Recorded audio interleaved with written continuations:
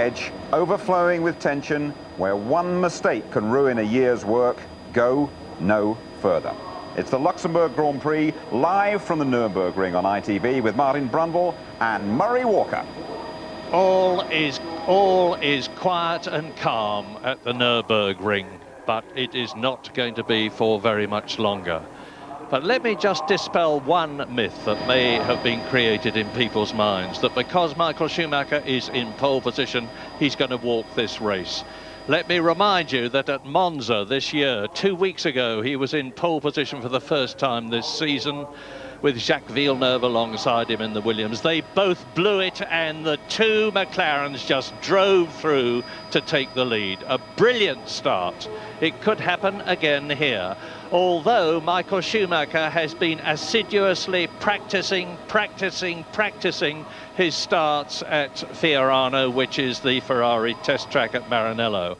And alongside him there, for the first time ever, and the first time he's been on the front row of the grid, Eddie Irvine. Two scarlet Ferraris on the front row of the grid. It's the only constructor that's got both its cars on the same row.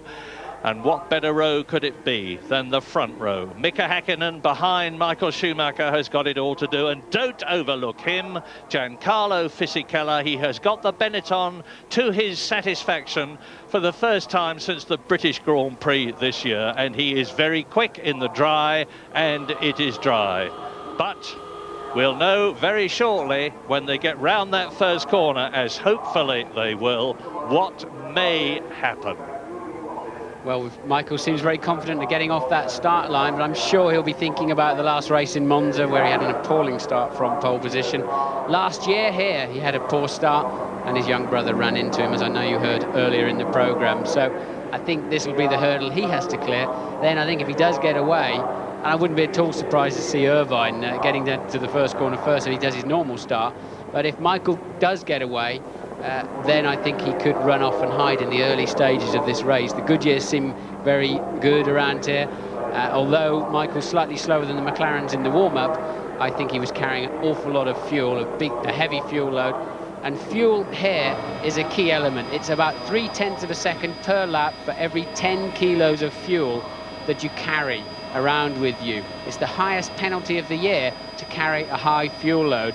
And so I think that's why they're going to end up, most of them, two stopping, and I think that'll play a significant part in the race, Murray.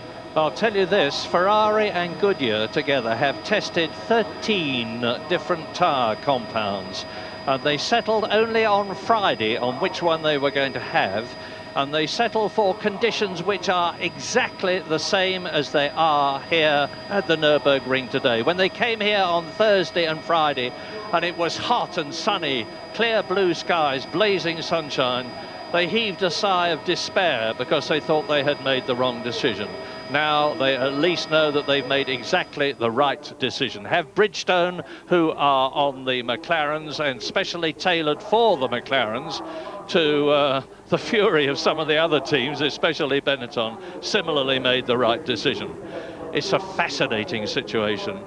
Ferrari and McLaren, Mika Häkkinen there, Michael Schumacher there. Eddie Irvine alongside his teammate, and he could be the spoiler in this race. Remember how he earlier has taken the lead from Michael Schumacher, sprinted away, and then let Michael Schumacher through. And that is perfectly fair. This is a team event, and the Ferrari team are going to be bending every muscle to help Michael Schumacher win the championship. Both Ferraris on brand new tyres. In fact, I expect all of the front runners and probably all of the grid actually to be on brand spanking new tyres. Because of the wet running that we've had, they haven't run as many slicks as they would normally do so. And there you can see the mechanics now moving away, ready for the green flag lap procedure as they go on the formation lap, where they're not allowed to overtake.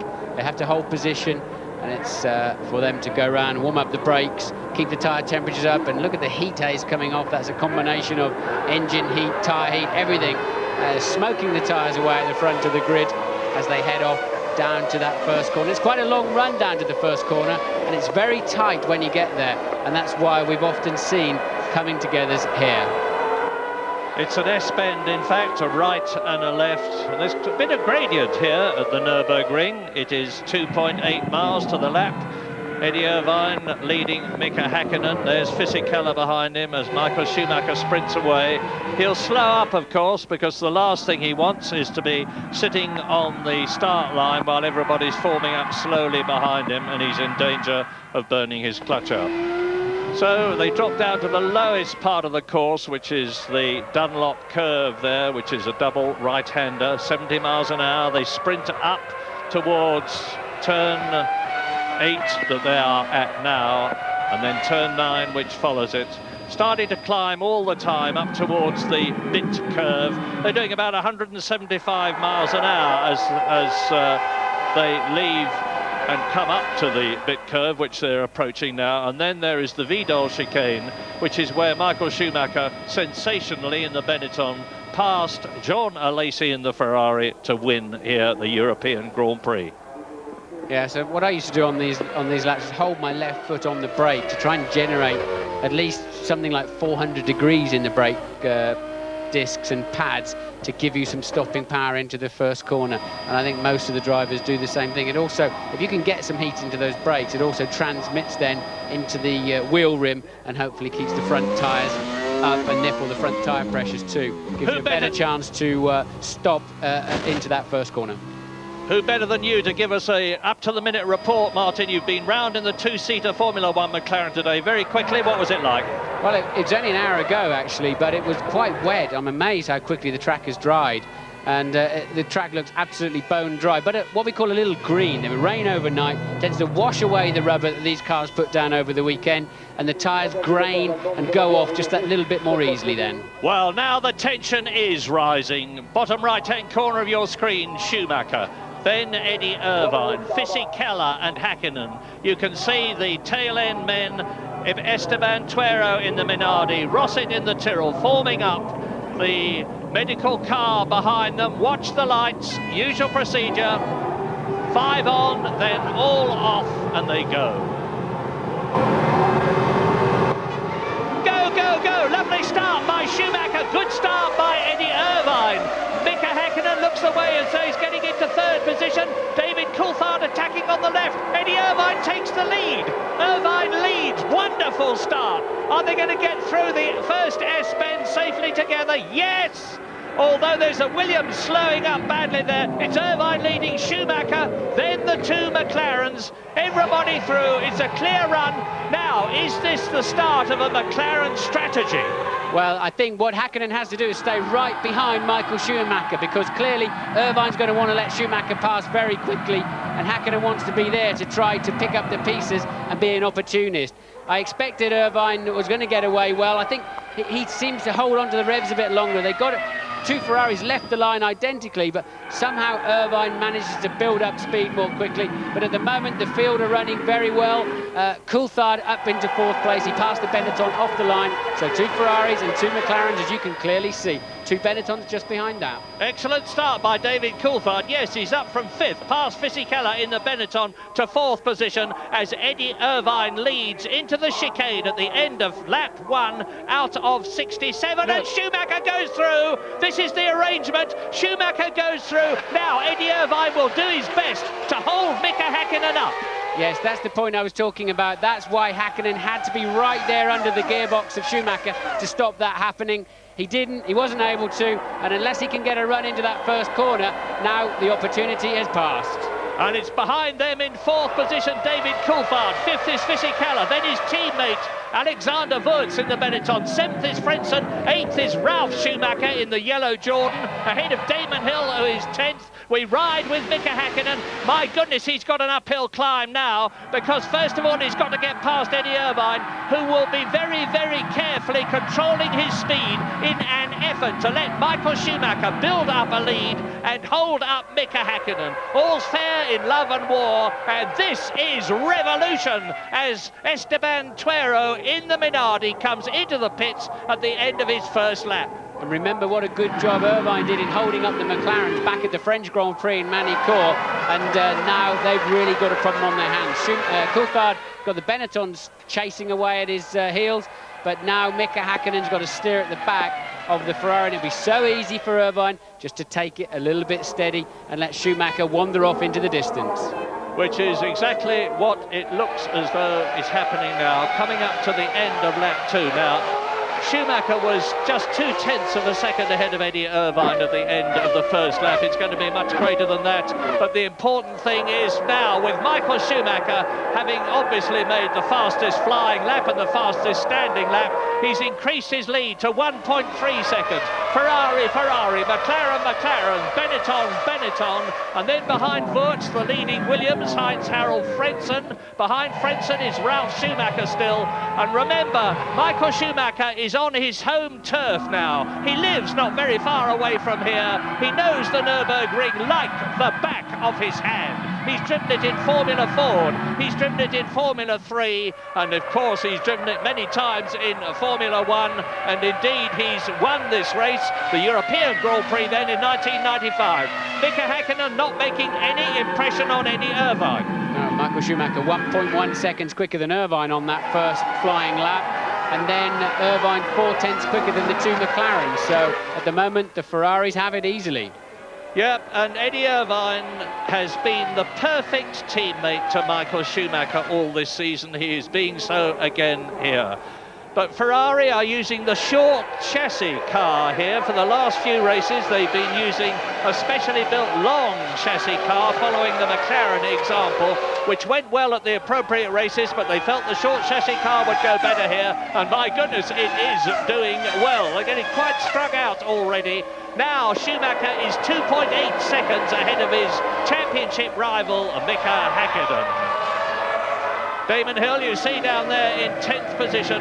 Now, this section here, like a lot of the Nürburgring, is tremendously fast. Michael Schumacher just smoking his right front as he drops down towards the Dunlop turn. You see the Eiffel Mountains in the background and no sign of rain at the present moment. Replay of the start. Yes, that's the back end of the grid. Look, the three cars at the front of the grid getting away very well, and Michael appeared to have the advantage. I think Irvine just hangs on to that first gear up to the rev limiter. If you short shift into second, you tend to lose some momentum, and look, it's giving Irvine in the same car with the same power the opportunity to get ahead. Coulthard there threatening Häkkinen, but little point in him passing him, taking a big move up into the first corner. Covers the corner for the Benettons. Both the Williams crowded very wide indeed. One of them, Jacques Villeneuve, forced onto the grass by his teammate Heinz-Harald Frentzen. And now look at the way that Schumacher is pulling away. Very interesting on that replay, and that, of course, is Alexander Wurtz bypassing the chicane altogether. Now, he's probably going to be all right because he didn't get an advantage, he didn't pass Fisichella, and he should be perfectly okay, although obviously he won't be doing that again. No, new fastest lap from Michael Schumacher on a 22.1. I think Wurtz will just about get away with that, but the stewards will have a look at it to see if he gained any advantage at all or failed to lose a place by doing that, but I think he'll be home and clear on that. Again, Michael over a second a lap faster than the McLarens.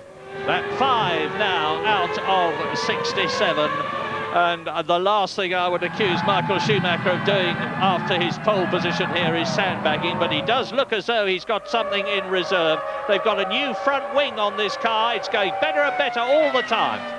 Well, that's twice we've seen Schumacher locking up the front wheels. I don't think he's sandbagging too much, Murray. He wants to get off and build himself a comfortable cushion. It's a quick pit stop here. They've increased the speed this year to 120 kilometres per hour. Normally, the circuits like this with narrow pit lanes are just 80 k's, 50 miles an hour. And you turn inside the last corner, it's about a 19-20 second loss. So if he can build up a good lead, he can maintain the lead of this race even through the pit stop. So Michael there, trying to build himself a cushion, and I don't think he's sandbagging too much at all. No, I'm sorry, I meant he's sandbagging in the qualifying. Never mind, because I'll tell you, I'm trying to cover every eventuality in this race. There is a dark cloud building up overhead.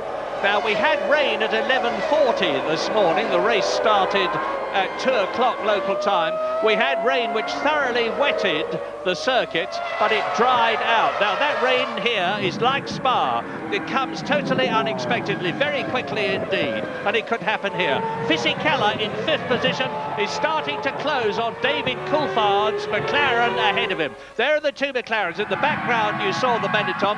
Alexander Wurz still in that 6th position ahead of Heinz-Harald Frentzen, and they're getting spread out here at the Nürburgring like they haven't done in races for quite a long time now. Schumacher 3 seconds ahead of Irvine, 4.5 seconds ahead of Häkkinen. Jürgen Schrempp, the top man of Mercedes-Benz, and Norbert Haug, the racing manager, not looking very happy, and why should they? They're 2 cars, the McLarens with Mercedes engines, down in 3rd and 4th places. James Allen, news from the pits. Well, Murray, Martin was just saying a second ago that the lost time for coming into the pits is around 19-20 seconds. It's more like 20-21, something like that. He's absolutely right. And Schumacher trying to build up a lead of that sort of size, but he's going absolutely tremendously at the moment. People down here in the pits are very impressed with his pace. It's almost a 3-stop pace, but let's not get down that route. He's pretty surely doing a 2-stopper. But interestingly, Ferrari are taking no chances. They've got 3 refueling rigs here with exact amounts of fuel, so they can call the strategy at the exact moment they want to be sure that Schumacher gets exactly the amount of fuel he wants, so it doesn't carry 5 or 10 extra kilos at any one stop. Amazing precision. Yes, that's pretty good forward thinking there by the Ferrari team, and that may well pay off later in the race. And we're on lap 7 now, which already is over 1/10 distance. There is the nearest battle we've got. It's Ralf Schumacher in 8th position, trying to catch and get past Heinz-Harald Frentzen, the German, in the Williams in 7th position. Heinz-Harald Frenzen's last but 1 race for Williams after 2 years with the team before he joins Jordan next year. He's swapping places with Schumacher. Ralf, who is going to the Williams team in 1999. Yes, Ralf must have been bundled out of the first corner. He lost a couple of places off of the start, so trying to make up ground there, and I suspect Ralf's car is faster than the Williams. He's been pretty strong here all through practice and qualifying, but Fisichella's not giving Coulthard much breathing space, is he? No, he is not. There is the Italian, and there is David Coulthard. Now, the thing that's surprising me, frankly, at this stage of the race is the comparative slowness of the McLarens. Do you think there's any implications of a pit stop strategy here? That's Jarno Trulli out of the race altogether. Yeah, there's 2 cars out. Look, oh, and Pedro Diniz. I don't know if they had a coming together or if they've just coincidentally retired at the same time. But anyway, they are both out. 20 left out of the 22 that started. As you watch Michael Schumacher on lap 8, leading the Luxemburg Grand Prix held here in Germany. Well, we know that Tuero retired early in the race in his Minardi with a broken drive shaft, and that's almost certainly where you see them bouncing across the curbs. Yellow flags waving there, that means that that's probably from where Dinitz's car is on the side of the road. But the nasty curbs you see at the little chicane near the end of the lap, I'll point them out later, they give the transmission a terrible time. And that's one thing all of these guys have got to remember. They must not start launching their cars through those curbs. Martin, hats off to Eddie Irvine, who has really come good in the Ferrari team this year. He's had a couple of 2nd places and 5 3rd places this year. Front row of the grid for the first time in his career as you watch Coulthard and Fisichella. And Eddie Irvine is staying ahead of the championship contender Mika Häkkinen, staying ahead of David Coulthard, looking quite relaxed about the whole thing, lapping just 1/10 of a second slower than Michael Schumacher, and lapping 1/10 of a second faster than Mika Häkkinen. Eddie Irvine is really making his mark in this race. And that is Heinz-Harald Frentzen, the German, still ahead of Ralf Schumacher. And on lap 9, the order is Schumacher Michael, now leading his teammate Eddie Irvine by nearly 4 seconds. As you look at the Williams there, Mika Häkkinen 3rd, Coulthard 4th, Fisichella 5th, Wurz 6th, Heinz-Harald Frentzen in 7th position. Michael Schumacher exits the long Dunlop curve at about 70 miles an hour, accelerates up to, he's doing about 180 now, as he backs off for turn 8, the left-hander with the And that's where he crashed off in or spun off in practice in qualifying yesterday, overcommitting himself. And it is easy to go in there, get on the bumps and get the backhand out of shape, and suddenly there's no room for error on the grass. We're going to take a quick break. We'll be back very shortly. Villeneuve und Damon Hill. Und außer Esteban Tuero sind mittlerweile auch Jarno Trulli und Pedro Diniz nicht mehr dabei. Und jetzt sehen Sie wieder die aktuelle Abstandszeit. Und da können wir sehen, dass Mika Häkkinen minimal aufgeholt hat. 1 Zehntel näher rangekommen an Michael Schumacher. In der Klammer immer die Zeit der Runde davor. Und dann kommt die neue aktuelle Zeit dazu. Der Abstand, Eddie Irvine, Mika Häkkinen, hat sich eingependelt bei 1,5 Sekunden. Aber Christian, bis jetzt hat der Mika Häkkinen noch nicht einmal so richtig Eindruck machen können auf Eddie Irvine. Nein, ich habe den Eindruck, dass er zwar mitkommt, aber so richtig angreifen bzw. blockiert werden von Eddie tut er auf jeden Fall noch nicht.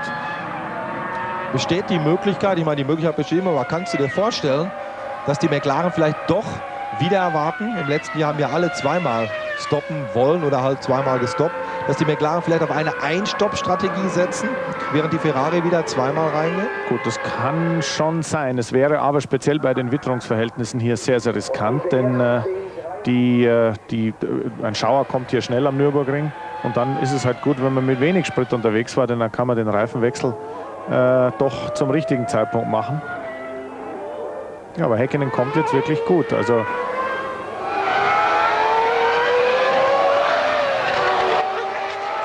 wir haben mal nachgeschaut, im letzten Jahr Coulthard in der 31. Runde zum ersten Mal drin, Häkkinen in der 28. Zum zweiten geplanten Stopp kam es dann nicht mehr. Hier Michael Schumacher. Ja, also das sehen wir einen schönen Fahrfehler vom Eddie Irvine. Das ist nochmal die Szene, wo ganz am Anfang des Rennens, als Irvine in Führung lag und Schumacher dann vorbeigezogen ist, hier am Ausgang der Schikane. Neue schnellste Runde jetzt von Mika Häkkinen. 1:21,927 und nochmal Zeitlupenwiederholung eines ebenfalls in der Schikane passierten Ausrutschers von Damon Hill. Lap 11 out of 67. You look down at Michael Schumacher, but in the background there, Mika Häkkinen is making a charge.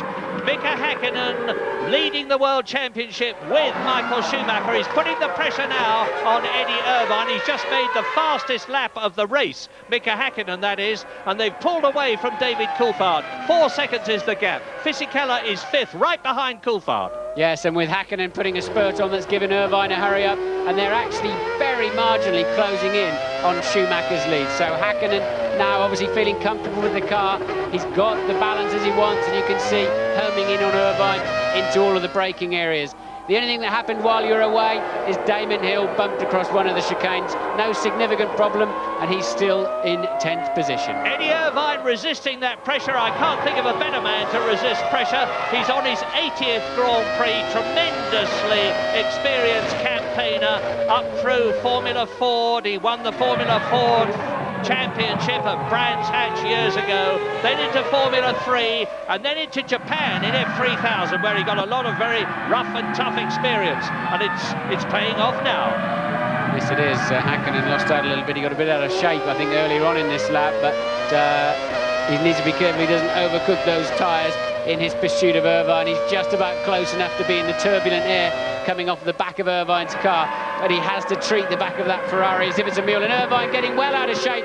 What happened to him? He held it together, but he's lost an awful lot of time. Eddie Irvine looking ragged, looking untidy, and Häkkinen will feed off of that. He will enjoy that, but he has to be so careful. If he's going to put a move on that Ferrari, if it's a 50-50, Irvine's going to have him off the road. All the cars in this race are using the softer compound tyre which is available to them, irrespective of whether they are Bridgestone runners like Mika Häkkinen here or Goodyear runners like Eddie Irvine and Michael Schumacher ahead of him. We don't know what the comparative wear rates of the Goodyear soft and the Bridgestone soft are, And Mika Häkkinen, for the second lap in succession, takes a look as they go into turn 1.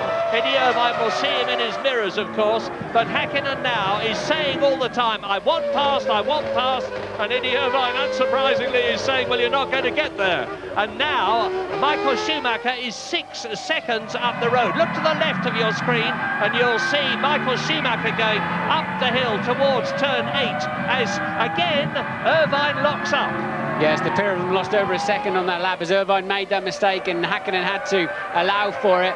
But, now the gap is pretty level, isn't it? And on this particular lap, it's Schumacher that's the fastest so far in the first sector, according to the computer. And Michael Schumacher bumping his way over the curbs on a replay is now... That's Irvine, I apologise, is with Mika Häkkinen behind him. And that's the curbs I was talking about earlier on. If you do that too often through this race, you're going to have a transmission problem. You've got to give the curbs a bit of respect and give your car half a chance. Look at Irvine again, completely out of shape, and Häkkinen's got to run up the outside. I mean, it's so difficult for Mika. He really, I would think, doesn't know how hard to push. They've got similar straight line speed, those two cars. Irvine making mistakes everywhere, but I don't think Häkkinen will be able to pass him down the pit straight. And the other two places to pass are very, very risky. Yeah, and David Coulthard has taken the opportunity to close up on both of them. It's getting very close now. Second, third, fourth, and fifth as Häkkinen has another look. There is Coulthard in the background. Fisichella in the blue Benetton in 5th position. And Eddie Irvine doing his very best to continue to hold up the McLaren. He's really struggling. There is Michael Schumacher. There's an enormous distance on the track between the two Ferraris, but you can see how close Häkkinen is. And again, all the time, Eddie Irvine is locking up that right front, and that's not doing anything for the wear. Now, even though the new 98 tyres with the 3 grooves, they've got 4 grooves for 99, but this year 3 grooves in them, they're much harder rubber. They don't hurt as much when you lock them up like that, but it still takes life out of them. And what happens is, next time, if you lock the right front a lot, you start understeering a lot through left-hand corners when you put a lot of weight into that right front tyre. So Irvine really beginning to struggle. This is frustrating time for Häkkinen. Can he have a look up the inside under? Go for it, Mika. This is your chance. Yes, nice, neat, clean, tidy. He's kept it under control. Irvine won't get a run out of on the way out. That was a great move from Häkkinen and very, very timely. Which gives the answer to, is Mika Häkkinen suffering from pressure? Well, he may have been out of the car, but he's certainly not in it. When your backside touches the seat and you lower your helmet visor and the race starts, the tension disappears. You concentrate on driving as quickly as you possibly can. Well, Schumacher puts in the fastest lap of the race, as you can see, but he's got an 8.5 second lead. I think Ferrari will be disappointed that Irvine has not been able to hold Häkkinen up for a longer period of time than that and for a greater distance. Yeah, but Mika Häkkinen against the Ferrari and Michael Schumacher has got an enormous job to do. Here's the replay as Mika Häkkinen just dives through on the inside of the chicane. Eddie Irvine defers. Yes, Häkkinen in the slipstream had a good run up and sold him a dummy and came up the inside. Very correct driving there from Eddie Irvine. Very, very correct. Hats off to him on that, because Häkkinen had the corner and he could do nothing but yield. Here it is, look, he brakes about 10 metres later, says, okay, I've got the line into this corner, I've got the inside. The main thing then for Häkkinen was to keep it under control, not bounce across those curbs too much, and lose it again on the way out. And look now at the way that Häkkinen is streaking away from Eddie Irvine. He's going to make the fastest lap of the race. He's just gone through the first 2 sectors of this 3-sector lap, fastest of all. He is challenging, and we've got news from James Allen in the pits. Oh, guys, we've got a real motor race on our hands here. 8.5 second lead after 14 laps. That's only half a second a lap. Schumacher needs a 20-second lead after 20 laps, which is a second a lap. It seems to me the Bridgestone tyres are working better. The track temperature is quite low, but are working better on the low conditions. The Goodyears aren't getting the grip on the Ferraris, and particularly with the track being a little bit green as well. Later in the race it'll be better for them, but right now they're struggling a bit. And now Eddie Irvine is struggling to keep David Coulthard in 4th position behind him. If they are on a 2-stop strategy, this is lap 15, I would expect them to start coming in round about lap 22. Irvine again locking up his wheels, but Villeneuve won this race last year, and his first stop I think was 28, lap 28, then lap 49. But I think you're right, Murray. From 22 onwards is when these guys are going to start making their pit stops. So Hakkinen is flying. He took 8/10 out of Michael Schumacher on the last lap while we were hearing from James, and he's already 3/10 up on this particular lap.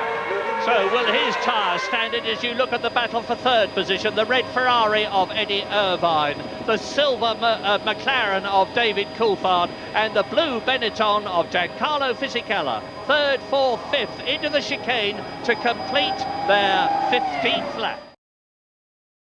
That trio is actually Fisichella, but whether he can do anything with that speed, we'll have to wait and see. But the next thing we're looking forward to is Coulthard having to find a way around Eddie Irvine. This may be a rash prophecy coming up, but I think it's going to rain. It's getting much, much darker overhead.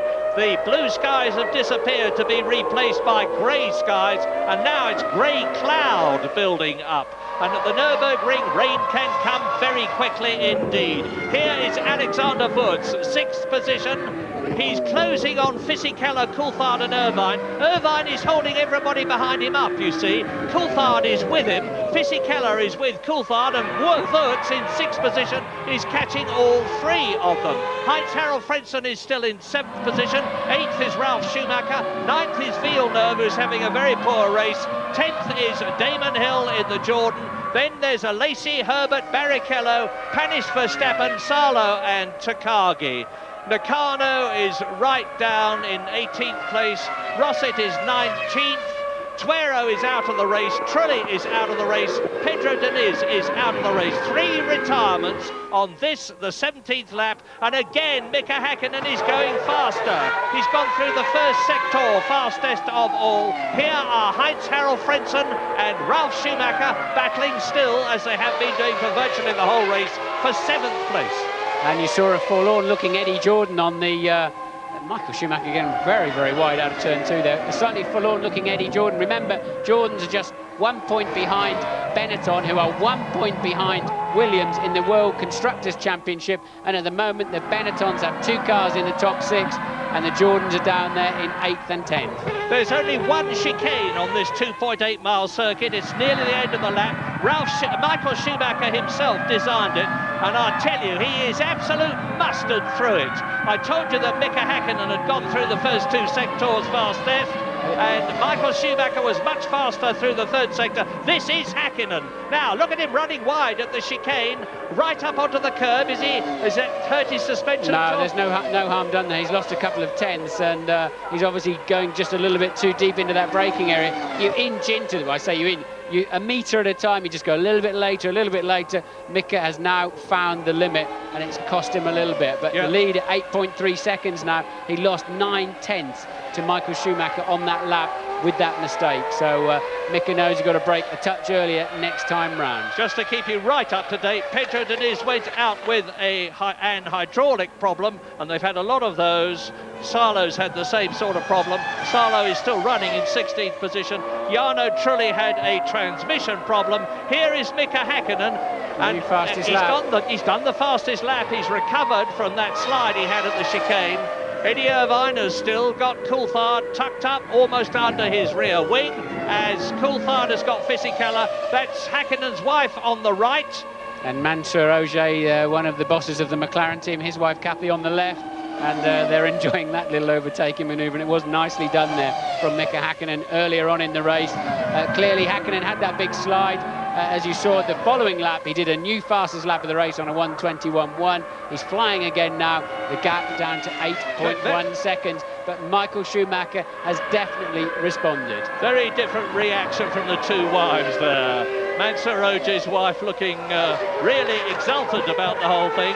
And Mika's wife, Arya, like Mika himself, very, very, very cool and deliberate about her applause for her husband's success. Lap 19, 67-lap race. Schumacher, in spite of the fact that Hakkinen bouncing over the curbs there, has just done the fastest lap, is 8.1 seconds ahead of the Finn, or was, because Hakkinen's going across the line now, and he should have closed up just a little bit. He has, by 1/10 of a second on lap 20. And it's time to leave the Nürburgring for a while, but we'll be back very soon. Schumacher Schumacher is still 7.5 seconds ahead of Mika Häkkinen on lap 21 out of 22, as we expect the first pit stops. But here is the battle for third position, and watch Fisichella in the blue Benetton. He's caught right up with David Coulthard, and he's in a challenge position now. And that's the Tyrrell team, that's Ricardo Rosset, who's just been lapped by Michael Schumacher. He's last in the race, 19th, 22 started, 3 are out, Tuero, Trulli and Diniz. Top 10 on lap 22, Schumacher 6.8 seconds ahead of Mika Häkkinen as you watch the German rounding the Dunlop turn. Eddie Irvine is third, just ahead of Coulthard, who is just ahead of Fisichella, who is being caught by Wurz. 7th is Frentzen, who's been there just ahead of Ralf Schumacher the whole race. 9th is Jacques Villeneuve, and 10th is Damon Hill.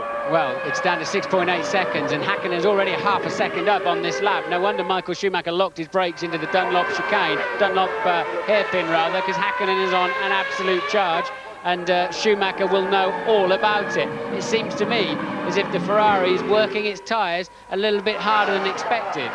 And look at Alexander Wurz in the background, in the second blue Benetton. He's caught right up with the 3 in front of him. That's his teammate Fisichella, David Coulthard in the silver McLaren, and Eddie Irvine in the Ferrari. 3rd, 4th, 5th, 6th and 7th. Look how cautious Eddie is under braking. We've seen how much he's been struggling all through the race so far. He's definitely holding these people up. I think they should be bringing in Coulthard, and if they're on 2 stoppers, and Fisichella pretty soon. They're on the 3 behind. The McLaren and the 2 Benettons are all on the Bridgestone tyre. It does seem to me, as I said, that the green track and the difficult with less rubber down on the track, the Ferraris are overworking their tyres. They've got to bring Schumacher in because Häkkinen is reeling him in. It's down to 5.5 seconds now. It's the right time for Michael Schumacher to come in and put on a new set of boots. The new Goodyear tyres. Mika Häkkinen is really charging. He's done a series of fastest laps. David Coulthard there, his teammate. Ahead of him is Irvine. Behind him is Fisichella. Behind Fisichella is Wurz. The 2 Benettons with the Playlife Mecachrome Renault V10 engine, it's all the same thing, are really moving here. They've got them handling very well after having problems in previous races. And I'm looking to see whether the Ferrari mechanics are out. And no, I can see tyre racks, but I can't actually see the Ferrari mechanics themselves out. Yes, he's definitely coming in. Michael Schumacher is going to be coming in at the end of this lap. And he will lose the lead to Mika Häkkinen. He might just get out behind Irvine, Coulthard and Fisichella, which would delay him considerably. So it's going to be nip and tuck. It takes about 21 seconds to make a complete pit stop from entering to leaving, and in comes Fisichella from 6th position. That could well put Fisichella ahead of Irvine and Coulthard if this pit stop works out well. Normally the Benny boys are pretty quick off the mark. He'll need to be going pretty soon now. That's not a great stop, and now he didn't really have it in first gear. He made a poor job of getting that car away and wasted his opportunity because they've called him in first. Meanwhile, Häkkinen has brought the lead down. There's the Ferrari boys, you can clearly see. Häkkinen's brought the lead down to 5.2 seconds. And I'm going to watch the track. You can watch the pits as Michael Schumacher comes in now. There's Häkkinen in the background. 5 seconds is the gap between Michael Schumacher. James Allen, get ready to receive Michael Schumacher for what is going to be a very critical pit stop. In comes the race leader. Now I'm going to watch the track and tell you when Mika Häkkinen goes by. Over to you, James. Well, Martin said at the last race how thrilling it would be to see Häkkinen really take the fight to Michael Schumacher. We're seeing it here today at the Nürburgring. Tyres are playing a big part in it. I'm just trying to see the fronts for Michael Schumacher as they come off. Oh boy, they've done some work, let me tell you. The tyres just came off Fisichella's car, didn't look as badly damaged. They, of course, the Bridgestones. Nice stop by the Ferraris. Now, will the 8.6, now will this set of Goodyear tyres suit Schumacher a little better than the last ones? There, here they come. Here he's going to get out in front of Irvine. Magnificent. Michael Schumacher gets out ahead of the battle between Irvine, Coulthard and Wurz, and that was absolutely critical. That was critical. Irvine's done his job, because had he not held Coulthard back, then Coulthard could have come into play. And there's Wurz in the pits with some kind of problem. Has he stalled the engine? No, he just couldn't select first gear for whatever reason. So Wurz on his way That was absolutely critical. Michael will be very, very pleased with that. The back marker gets straight out of his way, and that will help him through the race. And of course, Mika Häkkinen is now leading the race. Michael Schumacher, with a clear track in front of him, is in second place, having made his first of what we expect to be 2 tyre stops. He's taken Takagi in the Tyrrell. He's lapped both the Tyrrells now. Rosset, who is in 19th place, Takagi, who is 18th. Well, I wonder now if Häkkinen can do a much longer run. If Häkkinen's got enough fuel on board to do a 28 or 29 lap stint, while Schumacher's car is fat and heavy with its new fuel load on board, then he may be able to close down that 5.2 second deficit. And Häkkinen does a 1:20.4. Incredibly fast lap from Häkkinen. He's got 4 or 5 laps now to try to get out of the pit stop in front of Michael Schumacher, because Schumacher's pit stop was quick enough. There wasn't any particular problems with it. And now the bung is really coming out. Eddie Irvine comes in, which lets Coulthard through into third place. Fredson will move up into 4th position. And Villeneuve, no, I don't think Villeneuve is going to make it. Remember that Irvine now has made his stop, and there is Fredson going through, followed by Ralf Schumacher, and Irvine just gets out ahead of Ricardo Rosset. So he had as good a pit stop as he could possibly have hoped to have had. And the race order now, Mika Häkkinen leading Michael Schumacher by over 16 seconds, but Schumacher has made his tyre stop. The 2 Benettons tucked up behind a lot of traffic there. Their poor pit stops really did them no favours at all, and it's taken the shine off of the early part of their race as Wirtz made a big move up the inside to lap Rosset. You're back on board with the race leader, Mika Häkkinen, a 1:20.6 that time round. He really is making the difference. I wonder if McLaren gave him enough fuel to give him 28 or 29 laps, because if so, when he comes out of the pits, assuming he has no problems during the pit stop, he could well be neck and neck with Schumacher into that first corner. Yeah, a one-stop strategy would be about 33 laps before he came in. I can't see that happening, but anyway, here is Coulthard. He has got ahead of Takagi. Yeah, Coulthard out on his own, of course, because Irvine has made the pit stop. So that should release Coulthard to put some hot laps in too, which in fact he's doing with a 22.0. Yeah, of course, both Mika Häkkinen in the lead and David Coulthard, who is third, know that they've got to go really quick now as Damon Hill comes in from what was 6th position in the Jordan. He's had a very, very nasty temperature-oriented cold for the last 3 days, has been feeling very groggy, hasn't driven as fast as he wants to for physical reasons. The car is going well. His teammate Ralf Schumacher, who has stopped, of course, is now down in 11th position. We're going to wait for things to settle down just a little bit as the new race leader, Mika Häkkinen, comes through at the end of his 27th lap. This is some of the best driving I've ever seen from Mika Häkkinen. He's no longer being hunted down in the championship. It's all level, as you well know, and Michael Schumacher's been setting the pace in this race, so Häkkinen, for the first time all season really, has had to chase hard. And we saw him have that problem in Monza when he was chasing Schumacher with the brake failure, but now he's put in some blistering laps, and Häkkinen, one of the finest drives of his career. 6/10 of a lap, 6/10 of a second faster than Michael Schumacher there on the previous lap. Mika Häkkinen, look at Coulthard. Murray, look at this. Mika Häkkinen, 2.3 seconds, quicker than Häkkinen on the last. Häkkinen quicker by 2.3 seconds than Schumacher. Schumacher in traffic. That could be significant on the pit stop changeover. Fascinating race. I remind you that Häkkinen and Schumacher are level on World Championship points as we look at this replay. I think we're about to see why Michael Schumacher was held up on that last lap, because that halved his advantage before the pit stops started up. I suspect Jos Verstappen moved across the chicane curb and into the path of Schumacher. Boys, look at the McLaren boys in the background, Murray, just as they were watching the Sauber come out of the pit lane. McLaren boys coming out into the pit lane, so clearly they're expecting one of their 2 cars in. Well, is it going to be Häkkinen? is it going to be David Coulthard? At the present moment, the gap between Hakkinen and There's Schumacher McLaren. is Hakkinen, Hakkinen in the pits. Are you there, James? I am, Murray, indeed I am, and the tyre wear looks fantastic, I have to say, from the Bridgestones. The right rear looks lovely. The front's to take the biggest knock here, but Newsett got on a little bit of untidiness at the end there. Look! Schumacher goes across the line as Hakkinen exits the pit lane. I told you it's going to be close into the first corner, and there it is. They're absolutely side by side. Schumacher getting out of shape. Can he put a move on Hakkinen on the exit? Hakkinen's got to cover him, keep it to the left, Mika, on the way into turn 3. Then you're okay.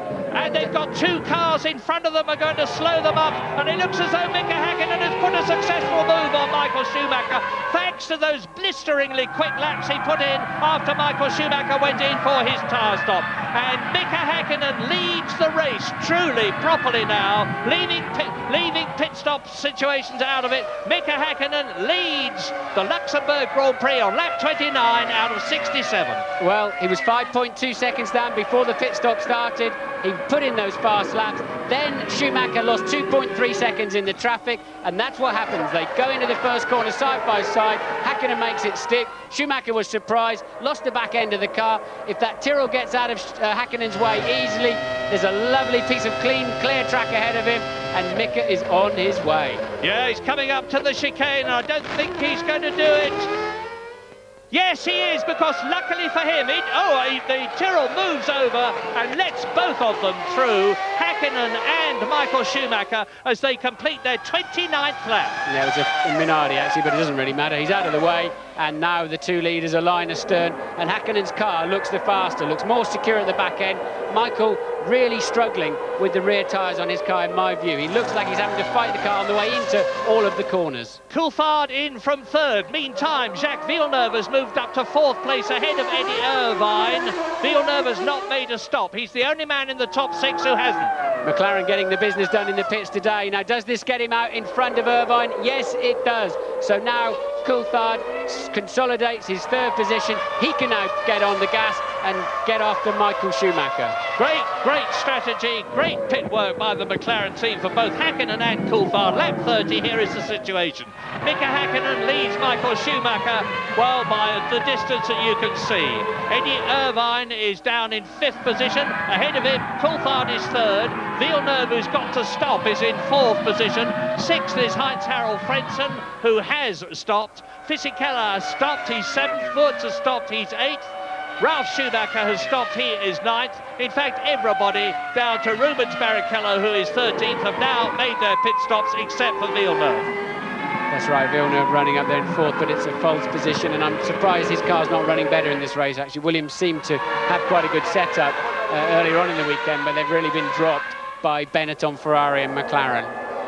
Well, if Mika Hakkinen wins this race, and if Michael Schumacher finishes 2nd, and we've only got half distance, it means that Hakkinen would be just 4 points ahead of Schumacher in the championship as they go to Japan for the last race of the year. Well, now it changes around, doesn't it? Now it's Michael Schumacher hunting down his prey, as we've seen earlier on in this year. Remember in Austria, when Schumacher tried very, very hard to get past Hakkinen, in the end it was Schumacher that fell off the road. Hakkinen running a little bit wide there out of the hairpin, as does Michael Schumacher, but now it looks a real head-to-head, and Ross Brawn, the technical director of the Ferrari team, says this is when Michael Schumacher's at his best, when he has somebody to chase, somebody to hunt down. And look, he's not letting that McLaren get away, is he? But remember, there have been 2 collisions involving Schumacher and the lead in a vital Grand Prix. 1994, when Damon Hill and Michael Schumacher collided in Adelaide and settled the World Championship in Schumacher's favour. Last year at Jerez, when Michael Schumacher collided with Jacques Villeneuve and came off the worst for it. The leaders are completing their 31st lap. Well, you can see Mika slightly more tentatively now going into that Vidal chicane, braking a little bit earlier. Michael just took 10 metres out of him straight away. So now Mika is the one that's got to dictate the pace, and you can just see him a touch more, a lot of understeer there on the McLaren. You could see the steering lock he had on, trying to get it out of turn 2. And it does seem to me this track is eating the tyres as ever today. Remember what James Allen was telling us about Häkkinen and Schumacher at Macau. I was there, but I'll come back to that later, because in comes Villeneuve, the only man in the top 10 not to have stopped so far. He comes in from what was third place at the time, for a rather long pit stop, considering he must have used more fuel than the others. David Coulthard will have gone through into third position. Eddie Irvine will have gone through into fourth position. Heinz-Harald Frentzen should just get through into that place. And coming towards us now, that is the Tyrrell, and behind him is, I think, yes, it's the Jordan of Damon Hill. 10th position, top 10, Häkkinen, Schumacher, hardly anything between them. Up to third, Coulthard, up to fourth, Irvine, up to fifth, Frentzen. Eddie Jordan looking a bit lugubrious and sad and very serious. His cars are not doing as well here as they have done in recent races. That brilliant win for Damon Hill in Belgium, and the Ferrari mechanics and team men watching points from the garage, and the points mean there is Eddie Irvine. Now, that's interesting. Irvine coming under pressure from Frentzen, who's doing a good job, who's managed to get himself ahead of the Benettons. Remember, the Benettons had two very poor stops, so Benetton's now down in 7th and 8th and out of the World Championship points. Frentzen doing a good job. Irvine still looking as if he's struggling with that Ferrari handling. And this is lap 33 out of 67. The weather conditions are still good, as you can see, perfectly dry track. The skies have lightened a bit, actually. My prophecy of rain looks as though it was wrong. If it was, I'm delighted, because I'd love to see this battle fought to its conclusion on a dry track. Schumacher's taken 1/10 of a second out of Mika Häkkinen in each of the last 2 laps. That's how close it is at the moment. Häkkinen must hate seeing that Ferrari just edging towards him in his mirrors. This is a situation that Michael Schumacher relishes. He loves putting pressure on people in front of him. He's doing it very, very heavily at the moment, as David Coulthard third, Eddie Irvine fourth, behind him Frentzen fifth, being pushed by Fisichella sixth. That is Wurtz in the background in 7th place. 33 seconds covers the top 7, and Mika Häkkinen and Michael Schumacher are lapping in exactly the same time, lap after lap, to within 1/10 of a second, battling for those World Championship points. The difference between 10 points for a win and 6 points for second place, which could decide the championship in Japan. Michael taking 2/10 out of him actually on that lap, Murray, so the lead down to now 6/10 of a second. And as you watch Eddie Irvine, James Allen is telling us he has news from the McLaren garage. Strategic news here, Murray. Last year, Jacques Villeneuve won this race, stopping on lap 28 for 8.5 seconds and on lap 49 for 7.5 seconds. Now, Häkkinen is bang on target for an almost identical strategy today, so the timing of the second stop is going to be absolutely critical if Schumacher doesn't get past him on the road. I expect them in around 48 to 50, but that could be the decisive turning point of this race, and I also think the Goodyear tyres will get better as the race goes towards its conclusion. Fascinating situation, and they're absolutely together. Another 10 metres he took out of him under the braking for the Vidal chicane, and there's some question mark in the paddock. Can Mika Häkkinen sustain the physical and mental pressure? And this is the replay after the first pit stop. Häkkinen rejoining the track. Look, he'll be looking at the apex. Michael Schumacher looking in horror, I would imagine, as the McLaren ends up in front of him. Where it still is on lap 35, but only just in front. Häkkinen, Schumacher, McLaren, Ferrari, Mercedes engine, Ferrari engine, Bridgestone tyres, Goodyear tyres, mighty close. And look at those clouds overhead. It could still rain. It could still rain at the Nürburgring, and if it did, it would transform the situation. It depended on how hard it rained, whether they have to use intermediate tyres or full rain tyres. But as I say, I hope it's not necessary. I'm not much of a weatherman, but those dark clouds, I think, are downwind of us, so I don't think they're going to be affecting the racetrack. Out from where the wind is blowing from, it looks somewhat brighter.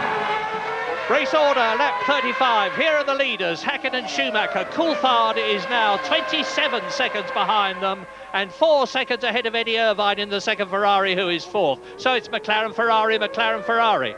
Well, if Michael overtakes Häkkinen, it will be into that chicane. He's so much later on the brakes.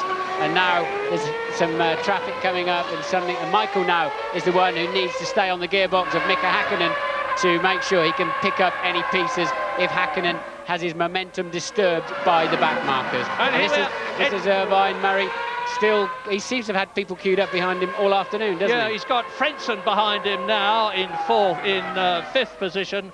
Fisichella and Wurz in the two Benettons, and Fisichella having a look to try and get past Heinz Harald Williams.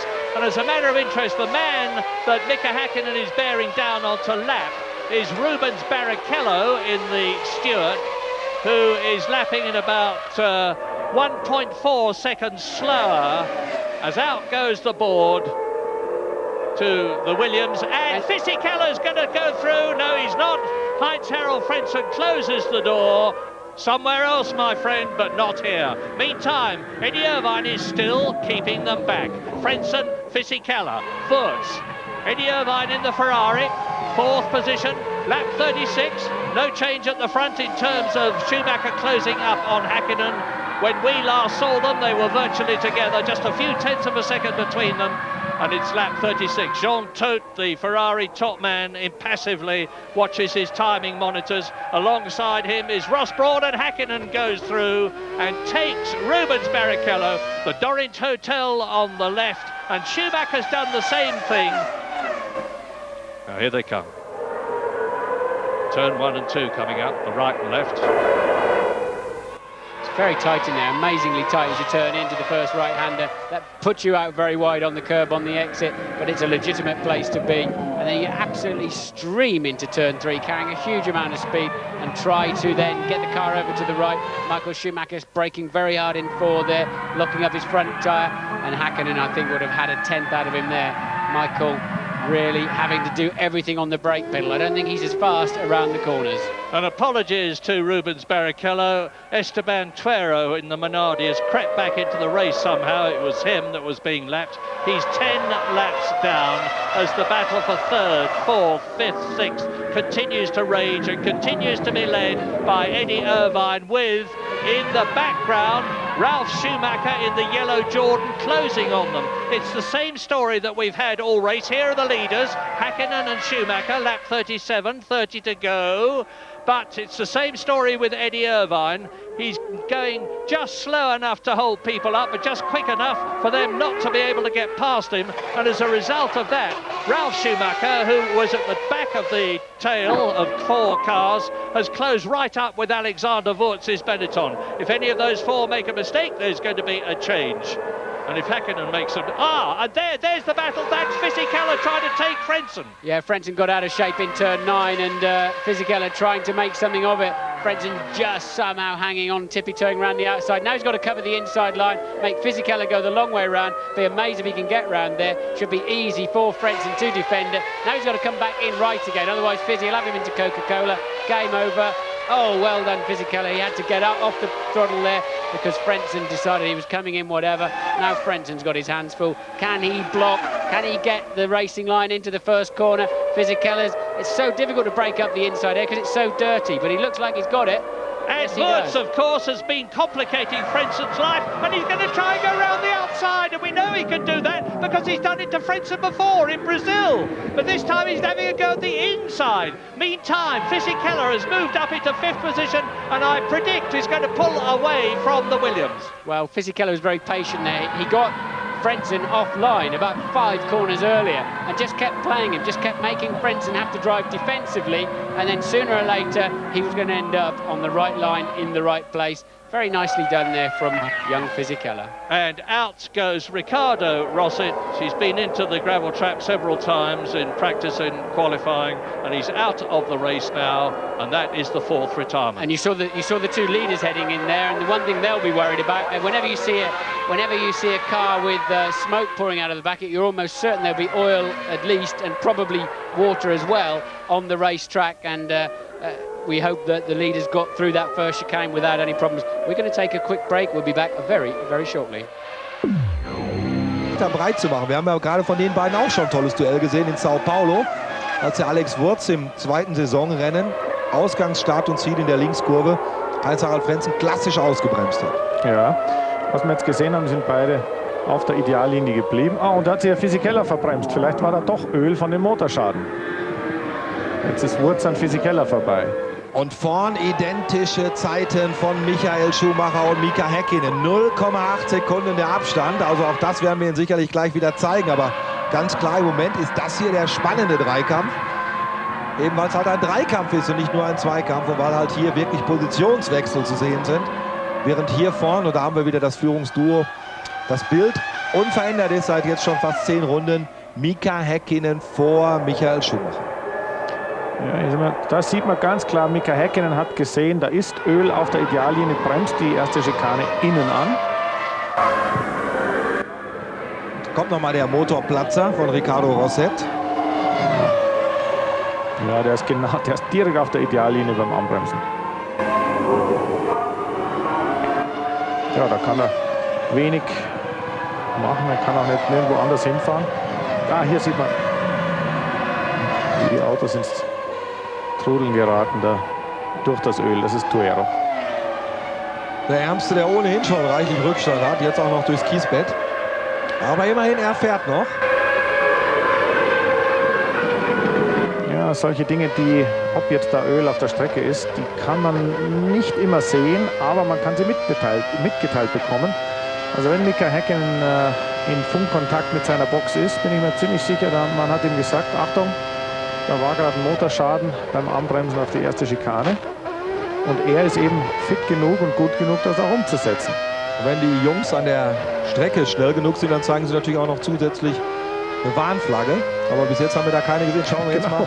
Schauen wir mal aus der Onboard-Perspektive, ob wir jetzt... While you were away, Giancarlo Fisichella got it all wrong and lost 2 places. He was passed by Frentzen and his teammate. There he is, Wurz. Behind Wurz is Frentzen. Just behind Wurz is Fisichella. Just behind Fisichella now is Ralf Schumacher. When I say just behind, it's about 2 seconds. And that's the battle with Frentzen 5th, Wurz 6th, Fisichella 6th. Yes, and we didn't see it on the TV, but I believe that Fisichella got out of shape. There's some oil. We saw Ross's Tyrrell blowing up. Watching the leaders, they're taking a very strange line into turn 1. They're turning in very, very early. There's Eddie Irvine. Is that Irvine's engine? Locking. I think he locked his brake big time, and they're having to turn in extremely early into 1 because the Tyrrell lost a lot of oil, and I think it caught young Fisichella out, and he lost 2 places through it. Now look at Ralf Schumacher in the yellow Jordan. Behind him is Jacques Villeneuve, who's made his stop. Now let's get it all together. Here's the race order on lap 41. Mika Häkkinen and Michael Schumacher separated by about a second. There's a replay, and you're right, Martin. Eddie Irvine locking up his brakes. Coulthard is 3rd on his own, some 34 seconds behind the leaders, 6 seconds ahead of Irvine, who is in 6th place, in 4th place. Here are the leaders. There you saw Häkkinen jinking across to the right-hand side there to miss the oil, and then taking a huge amount of curve on the way in. And Schumacher doing the same thing, so it's ending up neither of them are getting an advantage. This will be a slow-mo replay of Häkkinen. I don't think he's had any particular problems. I think it's just to show you the energy levels that are going on as they bounce across those curbs. Michael Schumacher in hot pursuit. You'll see, as we saw in qualifying yesterday, his right rear tyre going absolutely crazy across those sawtooth curbs, but it doesn't seem to affect them. Schumacher looking slightly closer, Murray. Yep, David Coulthard on his own 3rd, then Irvine 4th, Frentzen 5th, Wurz 6th, Fisichella down to 7th. Ralf Schumacher in 8th position. 9th is Jacques Villeneuve, and catching Ralf Schumacher. 10th is Damon Hill. 11th is a Lacey, and he's the only man now, apart from the 10 in front of him, who are on the same lap, because now Barrichello has been lapped, so has Panis, so has Verstappen and Salo, Takagi and Nakano. Johnny Herbert is 4 laps down. He's had a miserable Luxembourg Grand Prix. He's had a miserable second half of the season, for that matter. Esteban Tuero is still, I think, staggering round. He's 10 laps behind the leaders. Jarno Trulli is definitely out. Pedro Diniz is definitely out. And you watch Heinz-Harald Frentzen on lap 43. He's in 5th position. There's Eddie Irvine in front of him, Alexander Wurz pushing hard behind him, Fisichella pushing hard behind him. So you're watching the battle for 5th position as they drop downhill, start to climb again to come through and complete the lap. And the fastest lap that we have had so far in this race was Mika Häkkinen as long ago as lap 25, 1 minute 20.45, which compares with the lap record, Heinz-Harald Frentzen last year, 1 minute 18.8, and into the pits goes the Benetton. It's Wirtz, I think, the first of the two Benettons. Wirtz deciding to take an early stop, I believe, because he's being held up. Sorry, I'm wrong, it's Fisichella, because he's being held up by the Williams of Frentzen. So Benetton boys ready, see if they can do a better stop than last time around when they were, I believe, over 10 seconds. He needs to be out of here, 8.5 seconds. He needs to be on his way if he's going to get, still not terrific, but not too bad. 9.5 seconds, and that's the first of the leading two stoppers. Watching Michael Schumacher doing what Eddie Irvine did and has done so much in this race, locking up the right front. And watch him get out of shape now, Murray. I think we saw it a bit earlier on, and he got well out of shape coming out of turn one. And Häkkinen beginning to edge away. Yeah. And it's Michael who's looking ragged once again as the tyres are wearing down, as they're getting ready for a pit stop, Murray. Yeah, it looks as though Bridgestone have got the edge after all in this race, which was not what a lot of people expected. As you rightly point out, Michael Schumacher looks as though he's having to try much harder than Mika Häkkinen is. We're into the two-stop window now. Lap 44 is when I expected to see them start coming in. It's lap 43 now, as Eddie Irvine closes up on, it looks like, the arrows, and into the pits comes Mika Salo, followed by the Williams and the Benetton. It looks like the North Circular, doesn't it? They're all coming in at the same time, but it's a straight fight, really, between the Williams mechanics and the Benetton mechanics. Benetton has to travel further down the pit lane because it can get away that little bit quicker as well. So if they come out together, this is always such a dangerous situation when the cars leave their pit garage at the same time, because the driver can't see enough in his mirror, but Frenzen's away, and but still Frenzen's having to brake forward. Don't try and go around that. Oh, I don't think surely he's bound to have broken the speed limit there. I would have thought so. I'd be very surprised if he gets away with that one. And the two Benettons still line astern after all that. Yeah, I think Heinz-Harald Frentzen may have let his enthusiasm get the better of him there. Now we're watching Jacques Villeneuve. I'm not going to be at all surprised if we see a flash on the screen saying that Heinz-Harald Frentzen has been given a 10-second penalty for speeding in the pit lane, which would mean something more like a 21-second penalty, of course. Anyway, lap 45, Häkkinen is still to come in for his second pit stop. He's now leading Michael Schumacher by nearly 2 seconds, pulling away from the Ferrari. David Coulthard is not making up any ground in third place on Michael Schumacher. He's still 40 seconds behind him now. This race is, as it should be, very much about the two men who are leading the World Championship. There they are, tied on points. Häkkinen leads at the Nürburgring. Michael Schumacher in second position as they come underneath the bridge up to turn 8. Now the right-hander, turn 9, and it looks considerably less than 2 seconds to me as they drop down towards the bit curve. The right-hander, they're doing about 180 miles an hour here. Brake hard for the chicane, down to about 60 miles an hour, which they take in second gear. Michael looking tatty through the chicane again. He's a 10th down already on this lap and didn't get a nice run across the curbs, so he's clearly got just a little bit less grip than race leader Mika Häkkinen. Let's see what it ends up at this. I think it might just be over 2 seconds. 2.2. Häkkinen taking a full 4/10 out of him, and they're still having to take a tight line into one around the oil. Nobody wants to be the first one to go out there and try it. Michael out of shape again, look, having to run so wide to control the understeer. This is Frentzen. Look, there's the yellow line for the speed limit, so he is over the speed limit line. I'm not absolutely sure whether you're allowed to duck under somebody. Effectively now, you're back on the racetrack. Yeah. So I think Heinz-Harald may just get away with that. Well spotted, Martin. I think that is the answer. He was bright enough to leave it until he crossed the yellow line before he gave it the gas, and he's now got ahead of Mika Salo. And we're on lap 46, watching an increasingly dominant Mika Häkkinen easing away from Michael Schumacher, who will be putting on the pressure, all he knows, driving as quickly as he can, in the hope that the fact that Mika Häkkinen knows he's behind him will pressure the Finn into making a mistake. They're staying out quite long, and here into the pits comes Jacques Villeneuve from 6th position in the Williams. Top 6 when he came in. Häkkinen, Schumacher, Coulthard, Irvine. Ralf Schumacher is now up into 6th position in the Jordan, but he's only made 1 pit stop. Yes, Villeneuve getting a good stop there, but coming out to a field full of traffic. Some of them front runners, others of them back markers. So Villeneuve still behind the two Benettons. And still behind Mika Salo as Shinji Nakano in the second of the Minardis, who's down in 17th place and has already been lapped, follows him through. And just to remind you, Johnny Herbert is out of the race. He stopped somewhere in the midsection. And looking into the pit lane, we can see the Ferrari mechanics getting ready for, I would assume, Michael Schumacher. So Ferrari ready for the second on schedule, I would say, scheduled stops. James, what can you tell us about that? I can tell you, Martin, that it is Michael Schumacher, so this is where it's all going to happen. It seems to me that looking at the Bridgestones on Fisichella's car that came off a lap or so ago, they look very good. It seems that the fronts are the problem. The Goodyear fronts have been washing out. Eddie Irvine is generally slower than Schumacher on a day when his car understeers, and you've seen Irvine's performance drop right off, so I think that's the problem today. Schumacher, let's see what he can do on his final set. And Mika Häkkinen, meantime, has got some traffic in front of him. He dodges past. That will enable Michael Schumacher to close up just a little bit. It's not going to help him very much because he's going to come diving into the pits, and he does so now. James, he's all yours. Well, just waiting for him to come down. Amazing tension down here. We're 2 races away from the conclusion of the World Championship. Mika Häkkinen, of course, leading this race, looking fairly comfortable. The Ferrari mechanics, though, look pretty comfortable. Look at the wear on those front tyres of Schumacher's. They're almost like slicks in places. Very calm work. Back to you, Murray. 7.4 seconds. That's 1.2 seconds faster than his first stop.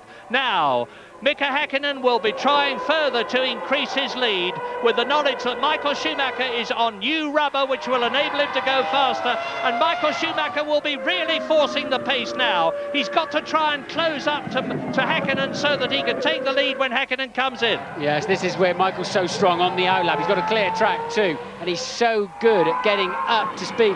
Now, Häkkinen's been through a lot of traffic. Remember, he was only 2.2 seconds ahead. He's got a lot of traffic in front of him. It wouldn't surprise me at all if McLaren, yes, look, they're getting ready. If McLaren don't bring Häkkinen in now, and I've got a horrible feeling with Schumacher with such a good stop at 7.4 seconds, plus he's got a clear lap on his outlap. Look, Häkkinen's losing 2-3 seconds. Disaster. This is going to put Schumacher in the lead, I believe. Yeah, Barrichello held him up, and ahead of him was Frentzen. So now, once again, we'll do the split vision thing. You watch Mika Häkkinen, I'll watch the track, and I'll tell you when Michael Schumacher goes past me. James. Well, of course, they put enough fuel in to get him out quickly last time. You can't do it quicker than 7.4 if you can. You're a miracle worker. Is he going to lose the lead of the race right here, guys? Michael Schumacher going to take the lead. It's all yours. Tremendous stop there from Häkkinen. He stopped a little bit past his marks, but I think he's going to beat him into the first corner again. Yes, he is. Look, he's maintained the lead because McLaren did a tremendous 6.9 second stop and restored the balance. That was a crucial pit stop. Yes, and Michael Schumacher's had exactly the same thing happen to him on the second stop as happened to him on the first. Very, very disappointing for him now. He's up to speed. He needed to be a lot closer than that to Mika Häkkinen. This is lap 49. Of course, they made their second and last pit stops, and they'll run through to the end of the race now. Well, McLaren made a bad job of it in Hungary, but you have to say they've made all the right calls today, the right strategy, and then the boys on the wheel guns have made it pay off, have made it count. And David Coulthard is still third, Eddie Irvine is fourth.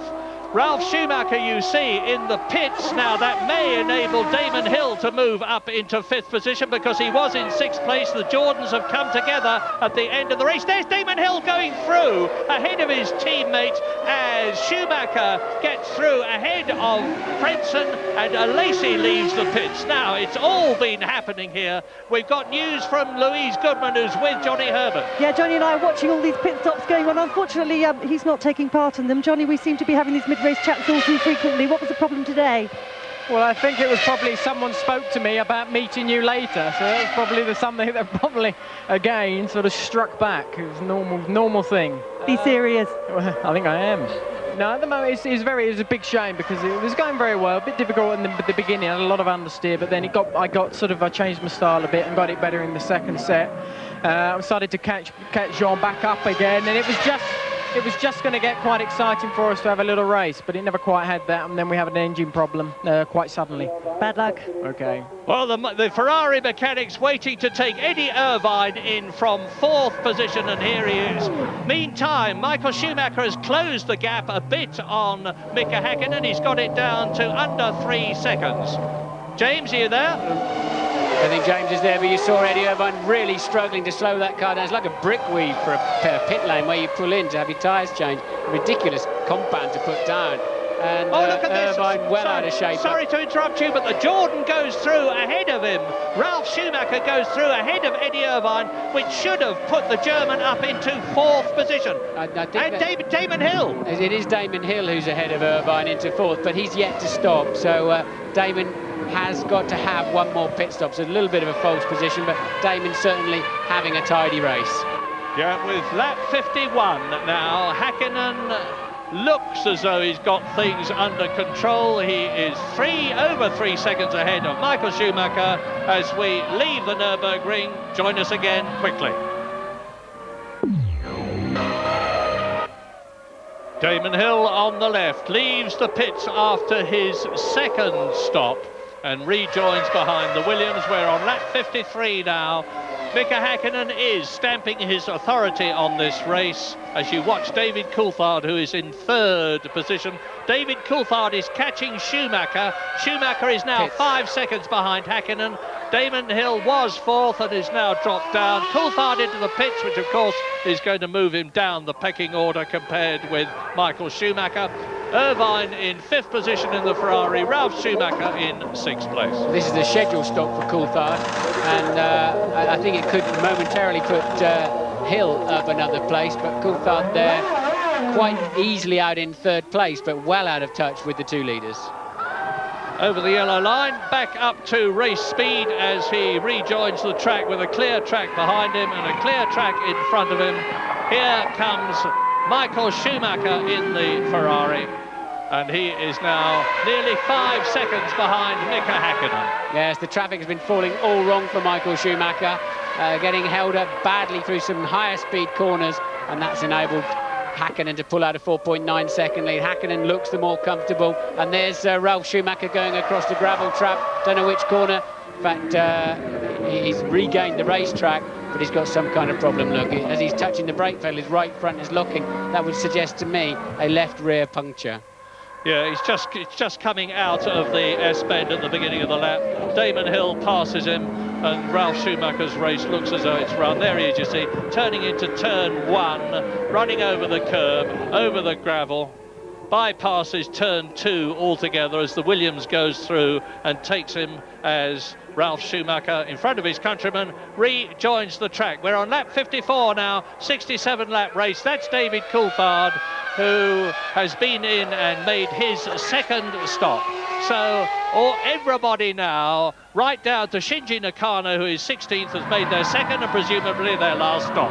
Well, this is all very significant because at the moment, if the positions stay like this, then McLaren have a very good chance of sewing up the Constructors' World Championship, as we see Häkkinen in a lot of traffic too.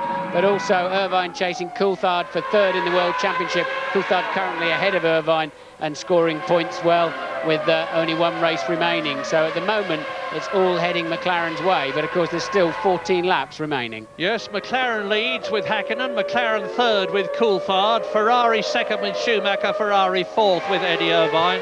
That means to say that Häkkinen's extending his Drivers' Championship lead over Schumacher, and McLaren are extending their Constructors' lead over Ferrari, with Heinz-Harald Frentzen in 5th place, Fisichella and Wurz 6th and 7th, Jacques Villeneuve 8th, Damon Hill down to 9th after his stop. Jean Alesi is 10th and has been lapped as Verstappen goes off. Yes, goes off right in front of the leader, Murray. So Verstappen off the track right in front of Häkkinen. Häkkinen had to take to the curb on the inside, which is the new line he's found there anyway away from the oil, and it didn't distract him at all. So Häkkinen on his way, and look, once again, the traffic just not falling for Michael Schumacher. No, Salo in front of him is having a battle with Verstappen for 14th place, but may not be watching his mirrors. Yes, he is. Well done, Mika. He just lets Michael Schumacher through, and there is Verstappen running off as Häkkinen scrambles over the curve. That was a lucky, very near miss for Mika Häkkinen. Yeah, it's so easy to watch the other guy and make your own mistake, especially as he appears to be heading on the same trajectory as you, and you're going to meet somewhere when he rejoins the circuit, but no such problem there. Häkkinen on his way. Yeah, and Schumacher has got past Verstappen as well as Mika Salo.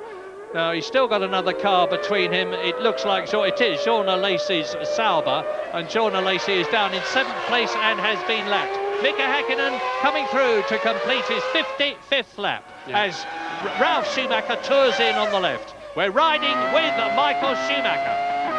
Yes, when Häkkinen came up behind Alesi more or less went over to the side and parked to let him through very, very easily. So I would expect the same service for Michael. No reason to believe anything different.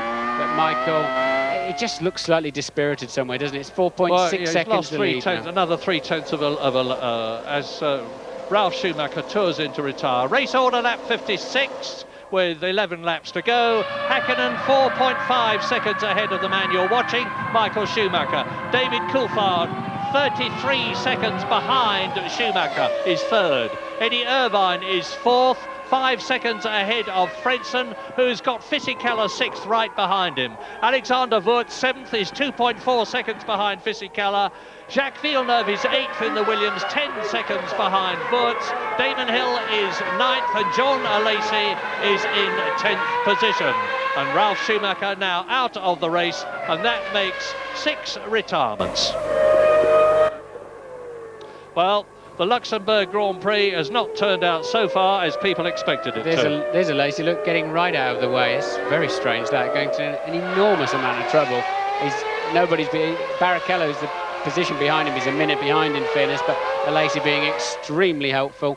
But let's see what the lead is as they go over the line this time around. Identical lap times, 1:21.9, so the gap stays, as you can see, just over 4.5 seconds. Well, all that Michael Schumacher can do now is to go as fast as he possibly can in the hope that Mika Häkkinen has either a car problem or a pressure problem, and the latter does not look at all likely, and the McLaren is going extremely well.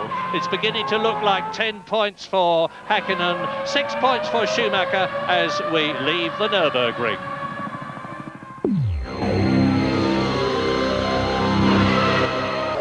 Musste einmal tief durchatmen.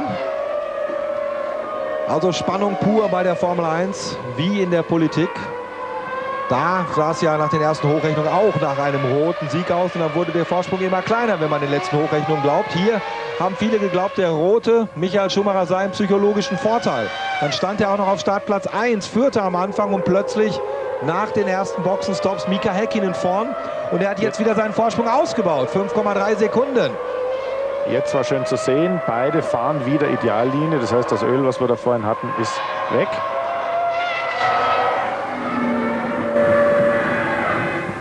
Und Norbert Haug, was mag in ihm vorgehen? Es gab ja am Anfang viele, die gesagt haben, das holt ihr locker und die WM ist schon irgendwann Mitte der Saison entschieden. Ja. So sah es ja am Anfang aus. Ja, das Rennen ist auch für Mika Häkkinen noch lange nicht gewonnen.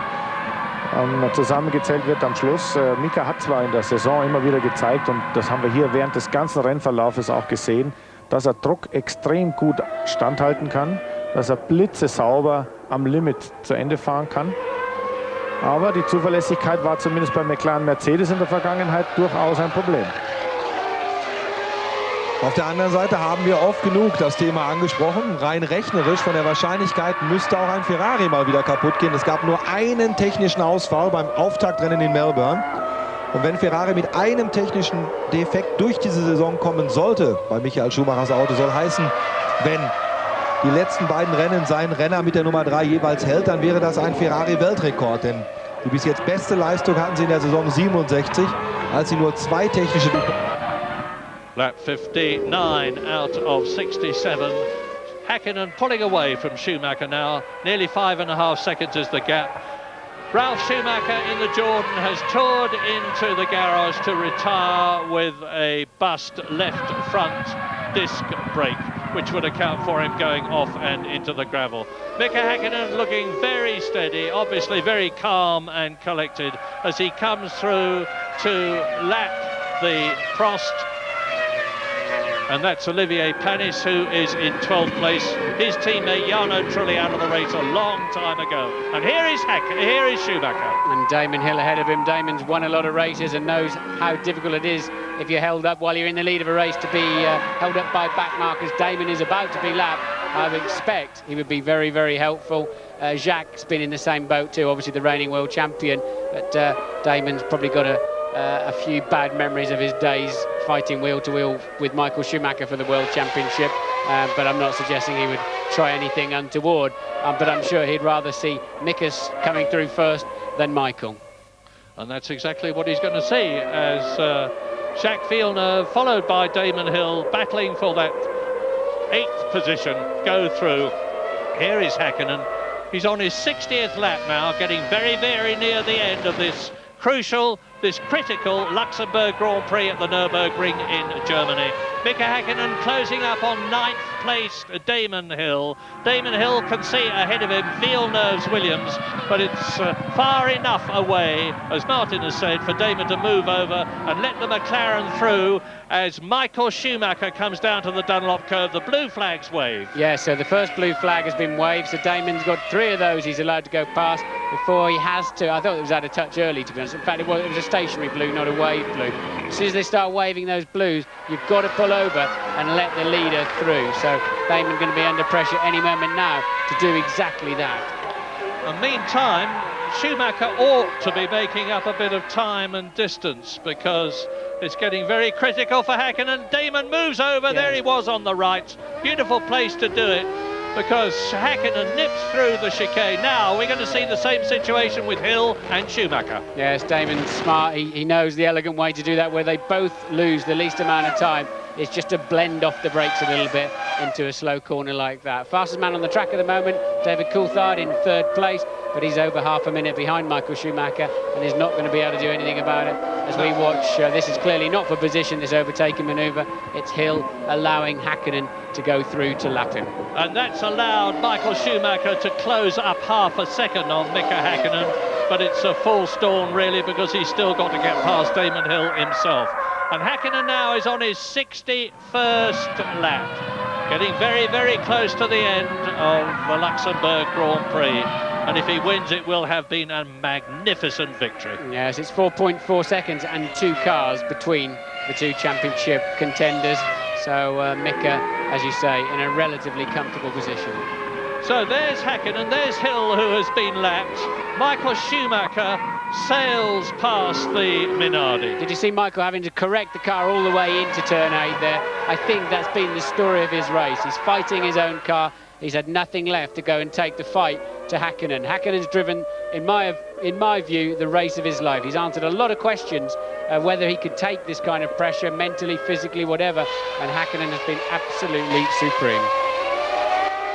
So there they are, not very long now for McLaren to know whether they have stretched their lead in the Constructors' Championship. Damon Hill still ahead of Michael Schumacher. Here's the 2nd place man. Now Coulthard is 30 seconds in 3rd place behind Michael Schumacher. So Michael's 2nd place is safe enough, and it's looking less and less and less likely that he can get up to, never mind get past Mika Häkkinen to get those vital extra 4 World Championship points. But the great thing about this track, especially here when you're heading downhill, you can see your competitors, and even you can have a glance coming out of the hairpin and look across the other side. And Michael running wide on the way in there, that won't have helped his lap time at all. Michael outbraking himself. This is a replay of an earlier lap through the chicane. I don't think there's anything too dramatic goes on here. In fact, nothing dramatic at all. That's pretty much what happens every lap. But it's really good screaming down that hill towards the Dunlop hairpin. You can see all of your competitors. If you think you're edging a little bit closer and it's easy to gauge it, then it really spurs you on. Now, meantime, David Coulthard just made his fastest lap of the race, taken over a second out of Michael Schumacher's lead ahead of him. Michael Schumacher in 2nd place, and you'll notice he has still not got past Damon Hill. And Mika Häkkinen is now on his 62nd lap, 4.2 seconds on the previous lap ahead of Michael Schumacher. We'll be able to tell you what the gap is in just a few seconds' time on this lap. It's 4.7 seconds, so that half second that Häkkinen lost on the previous lap, he's regained on this one. Coulthard has got the gap between himself and Schumacher there down to under 30 seconds, 29.3 to be exact. And the race order behind Coulthard is Irvine 4th, so Ferrari's 2nd and 4th, McLaren's 1st and 3rd, Frentzen is 5th, 5 seconds behind Irvine, Fisichella is 6th, Wurz is 7th, Villeneuve is 8th, Damon Hill is 9th. Hakkinen has passed Villeneuve, so he's got past him very cleanly, and then I saw him going past the steward as well. So once again, Hakkinen moving majestically through the traffic.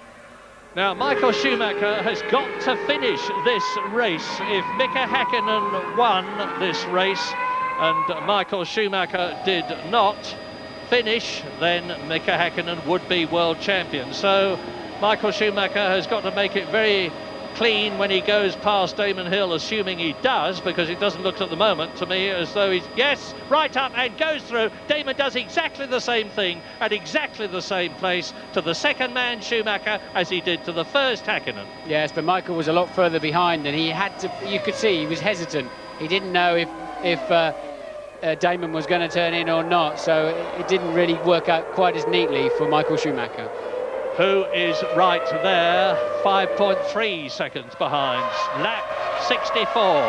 So after this lap, there are but 3 laps to go to the end of the Luxembourg Grand Prix.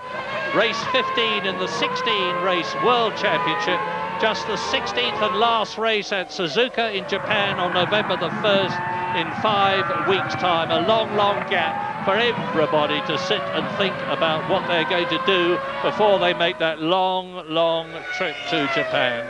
And Michael Schumacher now making his way through the tail enders. There is Jacques Villeneuve, who's already been lapped by Hakkinen and is in 8th position. Schumacher runs wide on turn 8. It is, I think it's Jos Verstappen. It's one of the 2 stewards in front of him. It's got the white collar around the cockpit. It's so Barrichello. It's Barrichello in 11th position, and Schumacher's passed him, all clear, but he's lost time there. So it's all up now for Michael Schumacher in terms of a win, unless something pretty catastrophic happens to Mika Hakkinen in the last 2 or 3 laps. Yes, I have a feeling Michael Schumacher in the post-race press conference is going to be talking about how the traffic didn't quite fall for him today. 6.5 seconds down now, and he's still got to get past Villeneuve. Yes, indeed he has. There is Hakkinen, there is Villeneuve, there is Schumacher. Villeneuve, who is in 8th position, and that is David Coulthard. David Coulthard's continuing to eat into the gap between himself and Michael Schumacher. It's still 28 seconds, but it's decreasing. Yes, Coulthard, of course, tucked up behind the Ferrari of Eddie Irvine early in the race, and effectively the gap he's now behind was lost in a very short space of time in those first few laps. Up to the chicane again. This is the 65th time. They are out of turn 8. Out of turn 9. Here is the race leader making that 180-mile-an-hour dash up to the chicane, followed by the Scarlet Ferrari of Michael Schumacher, who, as you can see, has closed a lot on Jacques Villeneuve, who is effectively a lap behind him. And the difference in time between Villeneuve and Schumacher is not all that much, only 0.2 of a second. So Villeneuve is going to consciously have to move over to let Schumacher through. Yeah, curious that Hakkinen lost 3/4 of a second on that last lap with no apparent traffic. So Mika backing off. Obviously we're getting very near the end of the race, but already beginning to feel comfortable. Well, we are indeed getting very near the end of the race, because this is halfway round the last lap but one. Villeneuve lets Schumacher through, look. So Schumacher now with clear air between him and Hakkinen, but I don't think there's enough time to do anything about it. Hakkinen coming up to turn 6, climbing up towards turn 7, 8 and 9. That's the left and right-hander. Michael Schumacher really going for it now. There's nothing between him and Mika Hakkinen except track. a rather dispirited German crowd who had hoped to see their hero Michael Schumacher win this race and break clear of Mika Häkkinen in the World Championship. He is not going to do so because Mika Häkkinen is about to start his last lap. There is the gap, you can see, 4.7 seconds. Michael Schumacher has reduced it by a second. I tell you, the crowd is already starting to leave. It matters more to them to get away. There's 150,000 of them here than to see Michael Schumacher finish not first, but second. Well, they're obviously forgetting that there's a Mercedes-Benz engine in the leading car at the moment. So clearly it's a pretty good day for Germany in many respects, with the two McLarens first and third, and their German hero up there in second place with his championship chances still very much alive. But if my additions and calculations are correct, McLaren are about to win the Constructors' Championship for a... Has it happened yet? What's the calculation? No, I don't think they can anyway, Mika Häkkinen... point out. They're 1 point, and they need 1 point more. But at the moment, there's the McLaren boys going to the pit wall. Yeah, but to see their man come home against, it has to be said, expectations. Mika Häkkinen has risen to a very difficult occasion, absolutely brilliantly.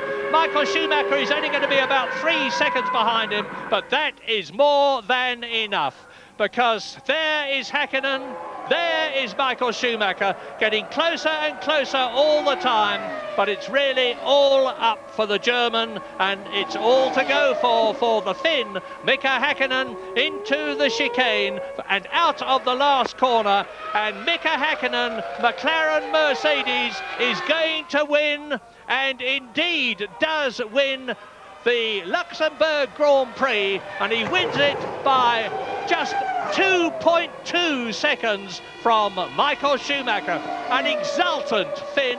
He's a pretty dour, quiet bloke, but I think he's going to show some emotion when he gets out of the car after having magnificently, superbly won this race against such tremendous pressure.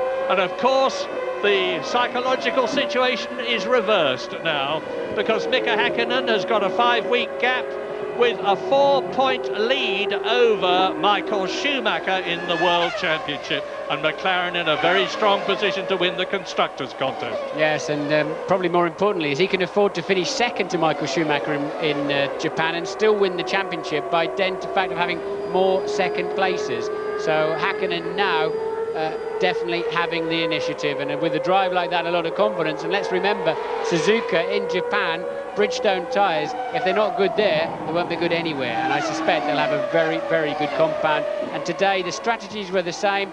The drivers all drove faultlessly in the top 3, but it seemed to me that tyres made the difference, Murray. Yep, I think you're absolutely right, and we join the victorious Mika Häkkinen, who won the Luxembourg Grand Prix in his McLaren Mercedes Bridgestone shod car by 2.2 seconds from Michael Schumacher's Ferrari with its Goodyear tyres. David Coulthard gives 14 points to the McLaren in the Constructors' contest, with the 10 from Mika Häkkinen, by finishing in 3rd place.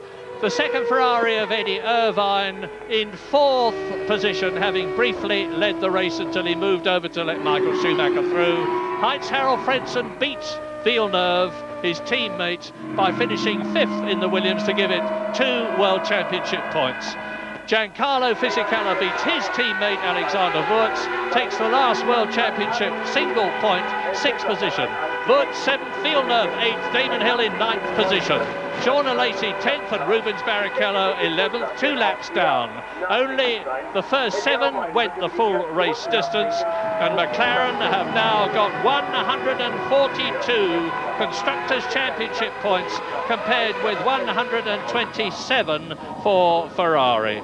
And that is more than enough to give them a virtual certainty of winning the Constructors' Championship after a very, very long gap at the top in terms of Constructors' success at Suzuka.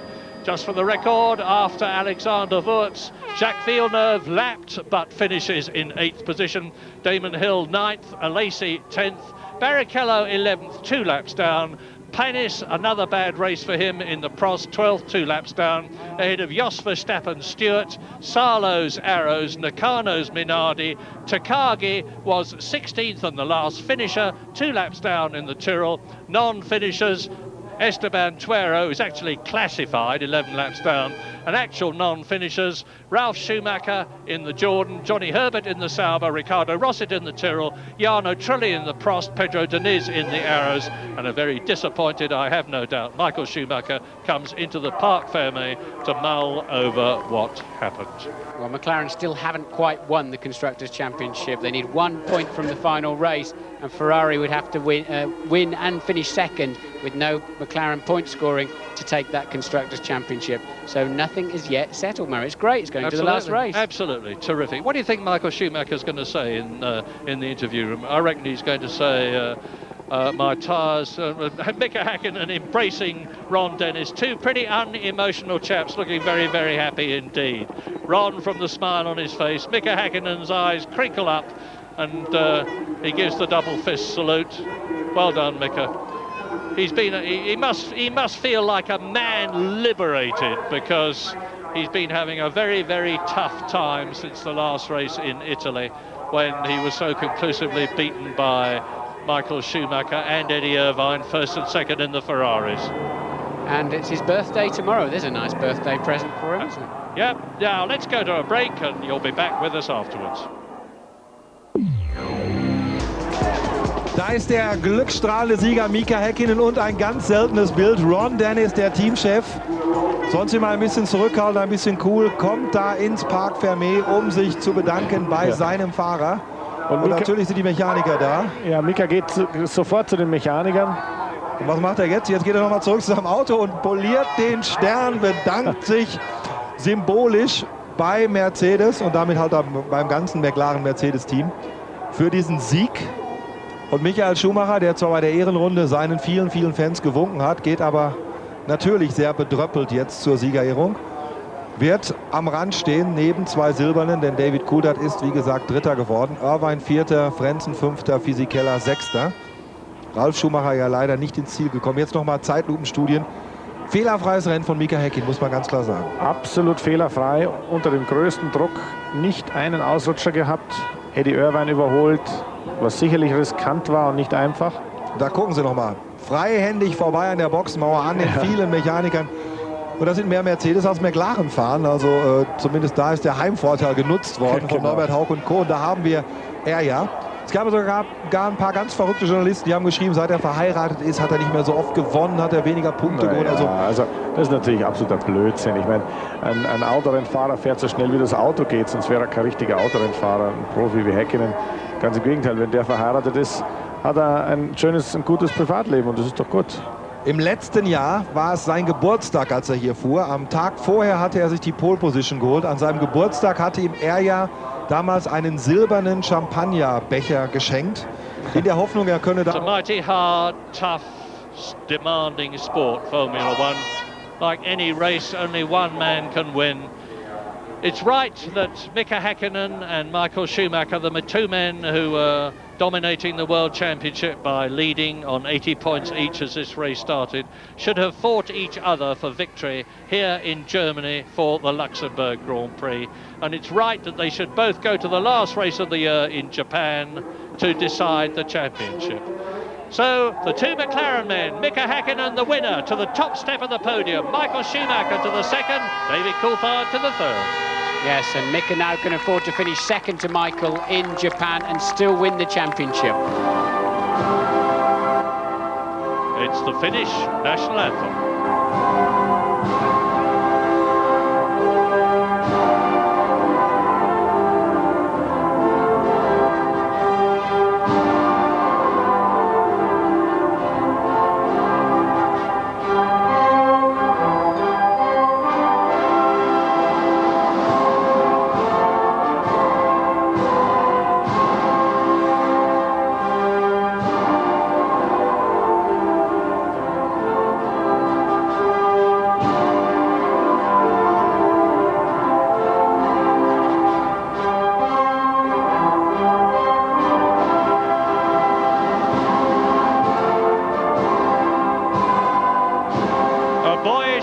from Mika Häkkinen, an adoring smile from his wife, precedes the national anthem for McLaren's Constructors' win.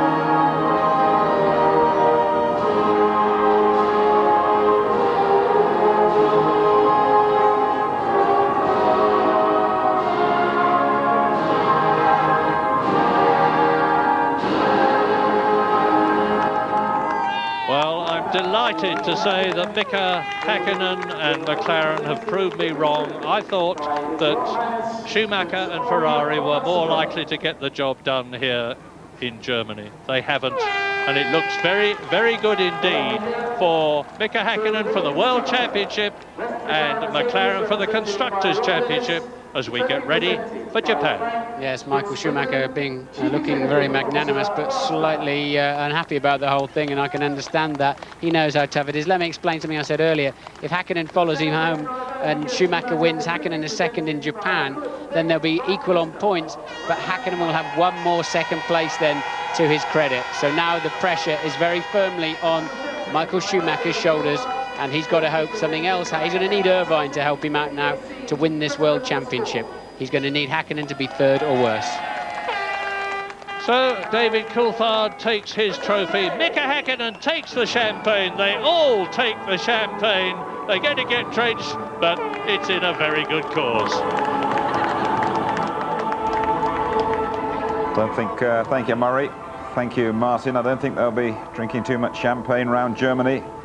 Not the result they wanted here on election day. A huge day for McLaren, now within a point of the Constructors' Championship, and a massive day for the Finn, Mika Häkkinen. And when those three are finished splashing the stuff around, we'll be hearing from them, and we'll also analyse the Luxembourg Grand Prix in a couple of minutes.